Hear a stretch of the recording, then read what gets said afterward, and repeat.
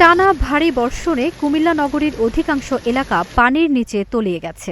গত ২৪ ঘণ্টায় ১০২ মিলিমিটার বৃষ্টিপাতের ফলে নগরীর প্রধান সড়ক, আবাসিক এলাকা ও গুরুত্বপূর্ণ স্থাপনায় জলাবদ্ধতা সৃষ্টি হয়েছে। এতে জনজীবনে নেমে এসেছে চরম দুর্ভোগ। নগরীর Kandirpar, Chawkbazar, Thomson bridge, city corporation, আদালত ও ধর্মসাগর এলাকার সড়ক হাঁটু থেকে কোমর সমান পানিতে ডুবে গেছে। অনেক সড়কে যান চলাচল প্রায় বন্ধ হয়ে পড়েছে। অফিসগামী মানুষ, শিক্ষার্থী ও সাধারণ পথচারীরা পড়েছেন ভোগান্তিতে। রিকশা ও ছোট যানবাহন চলাচলও অনেক এলাকায় বন্ধ রয়েছে। স্থানীয় বাসিন্দাদের অভিযোগ, ড্রেনেজ ব্যবস্থার দুর্বলতা ও অপরিকল্পিত নগরায়নের কারণেই সামান্য বৃষ্টিপাতেও শহরে জলাবদ্ধতা দেখা দেয়। এবার ভারী বর্ষণে পরিস্থিতি আরও ভয়াবহ হয়েছে।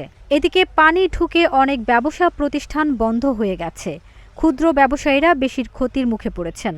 সিটি কর্পোরেশন জানিয়েছে, জলাবদ্ধতা নিরসনে কাজ চলছে, তবে অব্যাহত বৃষ্টিপাত পরিস্থিতি আরও জটিল করছে।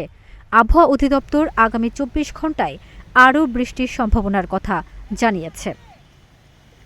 ফারজানা নিকিতা, নাগরিক প্রতিদিন।